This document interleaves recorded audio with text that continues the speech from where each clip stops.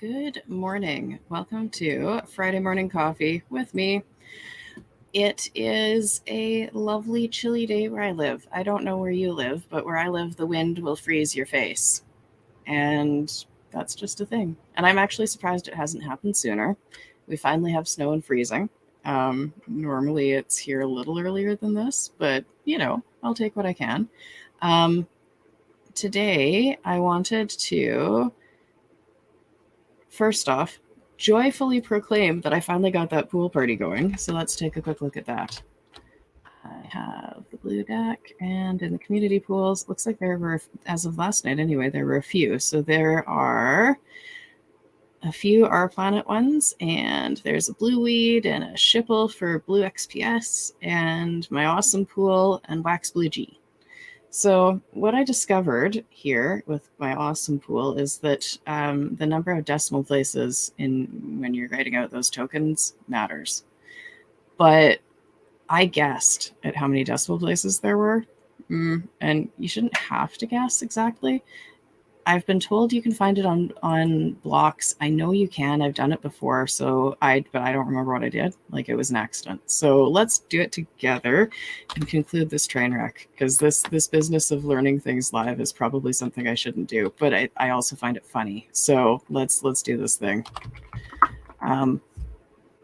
So let's go to my wallet here.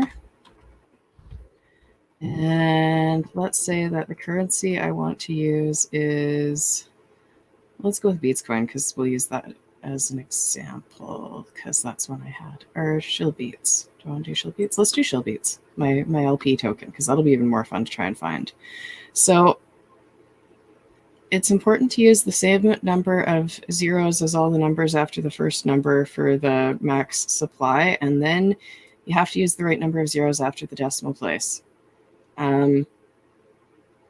It's displaying 3 spots after the decimal place, and I had to use 6 to get it running. So, and then there's 6 up here, and I don't really know what the answer to that is. So how do I find this information? This is what I'd like to know. So I'm taking a look here, and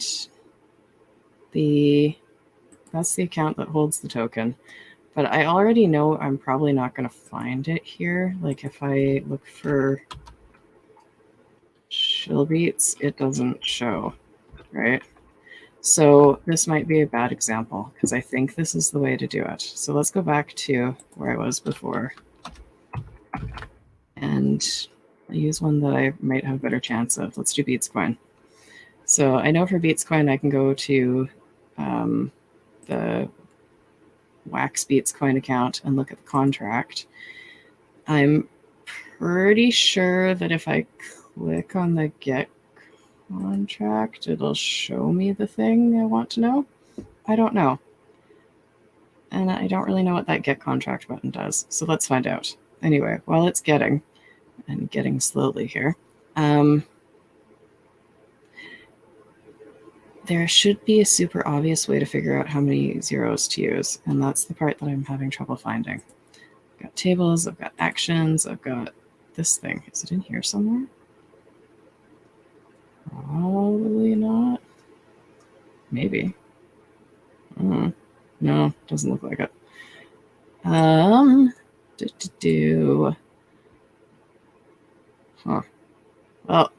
that button's obviously not doing anything for me there. So let's go back a bit, back a couple steps, back to here and there. Okay, so I want to know how many zeros. Do I look here? Because this is telling me there are 6. So let's look at a different one and see if it's different. Because, I don't know, we'll play spot the differences until we figure it out. That doesn't seem like the best way to do things, but maybe it is. Let's try lithium. See what it says. It's got the same there, and I've heard it's specific. And those numbers have different ones, because that has no decimal places, and that one only has 1, and I don't know. And so, okay, backup plan. Always have a backup plan. I'm going to go over here to the Twitter. because I was asking Corey about this earlier, so it should still be up here in the notifications. Find the token on wax.blocks and check there. Well, I tried. So it should all be here. Let's look at here. How to create your own. Okay, good. So if I look through here, community pools, it explains it a little bit. There's some information. And how do I set up my own pool? So fill out the form. Pool ID has to be unique. We did that. Decide which tool to stake. The full token precision refers to the number of decimal places, and you can write this by adding zeros. And then the number of zeros thereafter count as the number of decimal places. Okay. In the example, Blue XPS has 5 decimal places, so you add 5 zeros. But side quest. Okay. Search for the token in your wallet. Scroll down to the top holders and look at the decimal places under token name owned. Look for the largest number of decimal places that you can see and use that as the token precision. I feel like this should be more intuitive. Okay, so I'm going to go down to token holders and token owned, the largest number of decimal places I can see. So I've got 3, nothing, 4, 4, 4, 4. I keep going here. It doesn't seem to be going past 4, so my guess would be 4. But that's, okay. So let's then go back to that other example I had. Let's try one of the LP tokens, because let's see if this works. There. So if I were to scroll down here to the token holders, because I know this one is 6, and yes, they're scrolly thing. It is showing 6 there, 6 there, and then this bottom one, which is me, is only showing 5. So this does appear to be a trick that works. I feel like it should be a lot easier and more obvious. And there was that one time that I found the answer by accident, and I don't know how. And so that's still on my mind, and it's going to bother me. I mean, this is a good answer. I can do the work and figure this out. And I don't mind side quests, but I found it once, and so what was it? So let's try going in here. I don't know. Let's use some TLM. If I click on that, it does nothing. But maybe if I look at the transaction. Oh, and Gary here is reminding me, this is not financial advice. Consult a professional helper. Yeah, in case you couldn't tell, I'm not a professional. So if you're looking for financial advice, you're in the wrong place. Don't take my financial advice. I don't have financial advice at all. At all. I occasionally make the monies, but don't ask me how. Because I can't tell you what I did. It's usually a bunch of I don't even know what. So just keep that in mind. Not financial advice. Do your own research. It is a bit like this, the research, but do it anyway.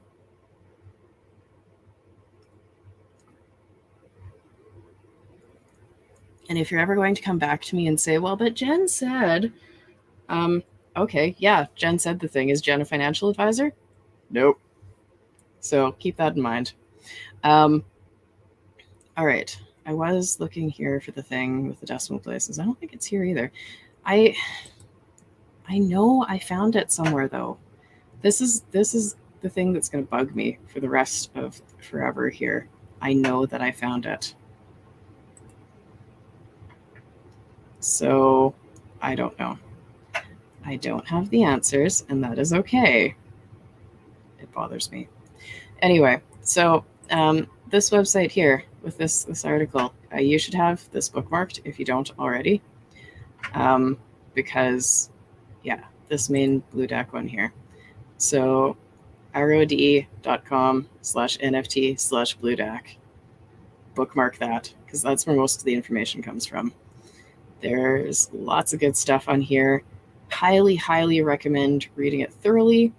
And as usual, do your own research. because research.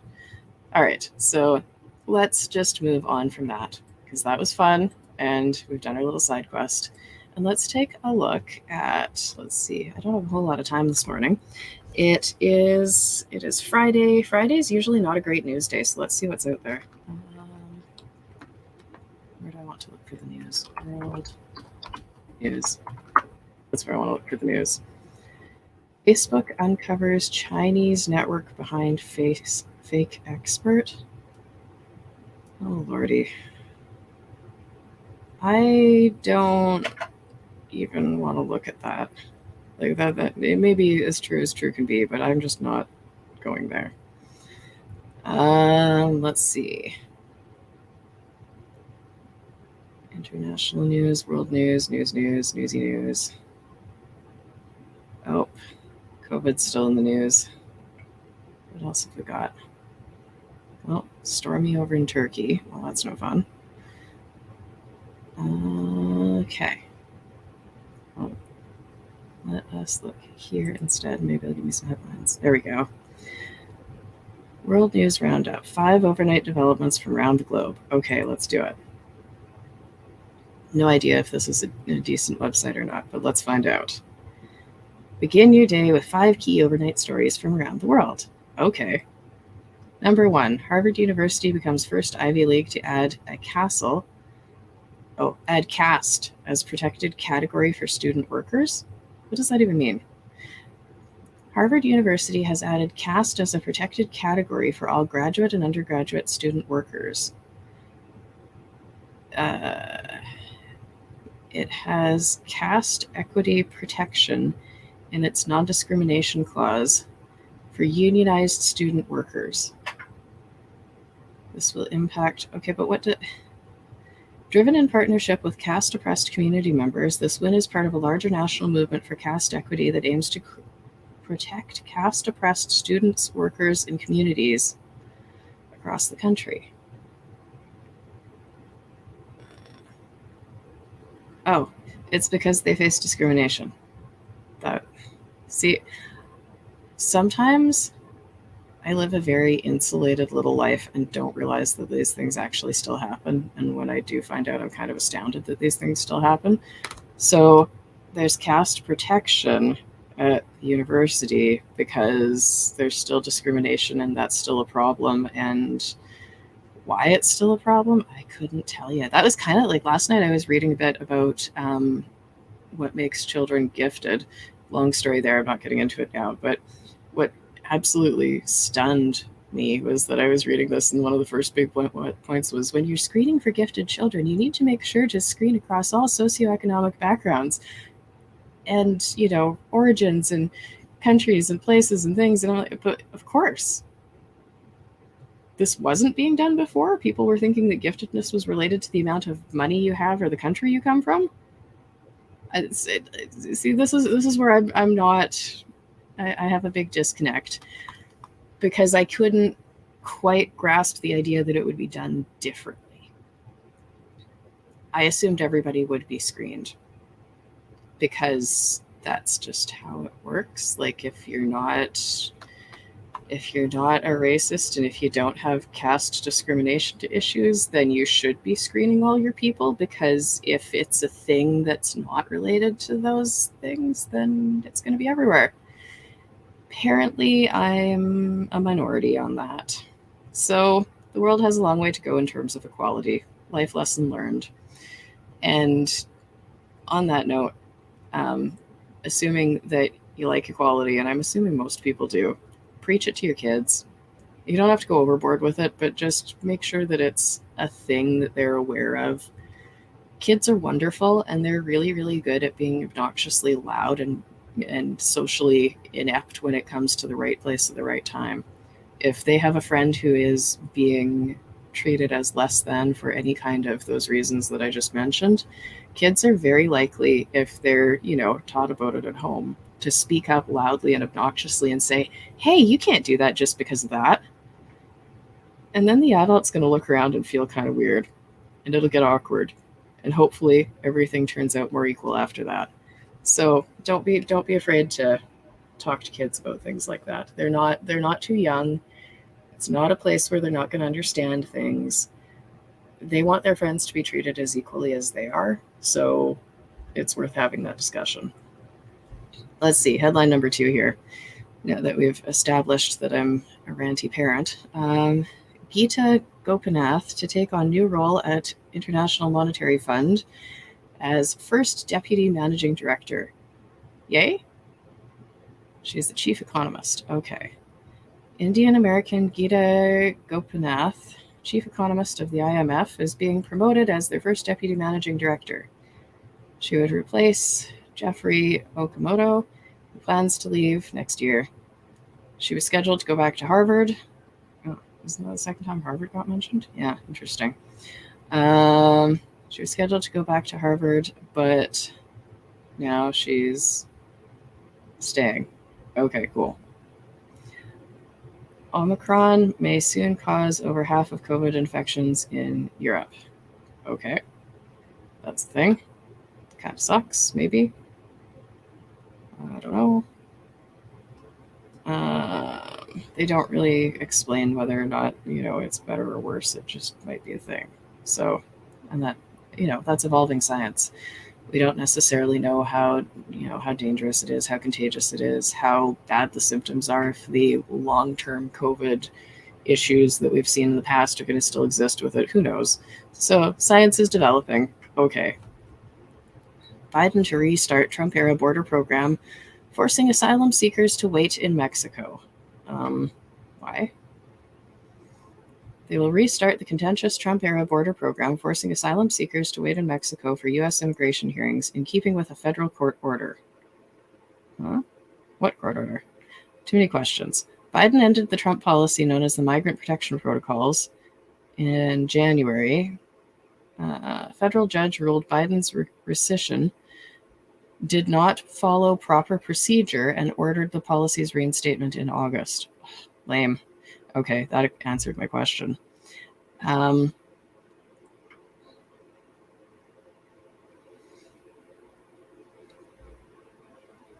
President Joe Biden, a Democrat, has struggled in his first year in office to reverse many hardline immigration policies put in place by his Republican predecessor, Donald Trump, and is acing a record number of migrant arrests at the U.S.-Mexico border. Acing a record number? Does that mean that his inability to reverse these policies is causing a record number of migrant arrests? Oh. Okay. Alec Baldwin said he assumed gun in movie set shooting was safe. He assumed the gun he was holding was empty of live bullets before it went off and killed a cinematographer during a rehearsal. Oh, geez. Well, I'm out of the loop. I didn't know about that. He said he didn't see any safety issues on the set before the accident. We both assumed the gun was empty, other than those dummy rounds. Oh boy. The actor had been handed the gun by a crew member and was told it was safe. Ugh. He said he did not pull the trigger. He would never point a gun at anyone and pull the trigger at them. Well, that's messy and unfortunate. So that's a roundup of some news. I don't have a lot to add to that one. Let's see.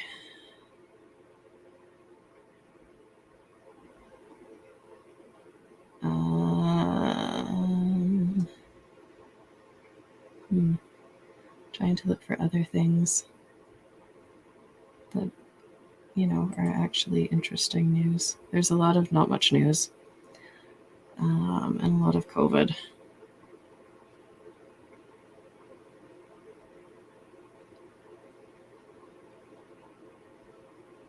Canada should focus on vaccine equity and not travel bans. Oh, lordy, this is going to be a gooder. You can tell that I have feelings about Canadian news. The emergence of Omicron shows Canada needs to send more vaccines overseas and soon. Well, yes, we have more vaccines than our people are using, but it would be great if our people would frickin' vaccinate. I have strong opinions on this. You're free to make your own decisions. Always do your own research. Talk to your doctors because they know what's what. And I above all, highly, highly recommend listening to your doctor. They want what's best for you. They went to medical school, and whether you believe it or not, if you're still their patient, they like you for some reason or other, or they want to work with you. So listen to your doctors.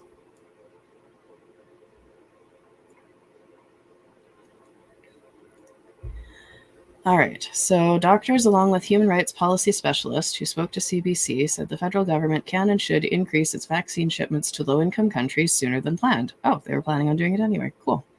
Encourage more vaccine production and advocate for rules to make pharmaceutical companies release vaccine recipes. Yeah, that would be cool. But then you have to get the regulation up there with it. So that's the thing too. So what I want to know here is, why is Canada being the middleman? Because this seems like a red tapey thing. Like Canada wants to be the one that, is looking good and sending vaccines to the what was the term they used here? The lower income countries. Why is Canada involved? Why isn't the vaccine going direct from manufacturer to the other country? Because that seems like it's an unnecessary delay. I mean, yeah, okay, we have lots of vaccine and we can send it places. That's great, but why isn't it just going there directly? Huh. All right. So Canada's hoarding vaccines and then doling them out when they feel like it. That sounds kind of awful. Maybe I'm putting a bad spin on that, but that's how I'm reading it. Let's see. If you don't want to be altruistic and you're only self-interested, it's in your interest to have everybody vaccinated as soon as possible. Well, yes. Okay, I don't disagree. Canada is one of the countries that announced to limit travel from countries in southern Africa, a region reporting cases of the new variant of concern. Critics question the move because the variant is surfacing in other places. Yeah, by the time it was discovered as a variant of concern, it's already all over the place, so who cares about a travel ban? Is it actually that effective? Don't know. Because emerging science. Can't tell yet. The way to prevent spread and mutation is to make sure countries around the world have enough vaccines for significant portions of their populations. The World Health Organization has an ambitious goal of vaccinating 70% of the globe's population by mid-2022. Good luck with that. Only 40 countries, most of them in Africa, have less than 10% of their populations vaccinated against COVID-19. Okay, so how can we make that better, and why hasn't that been a priority?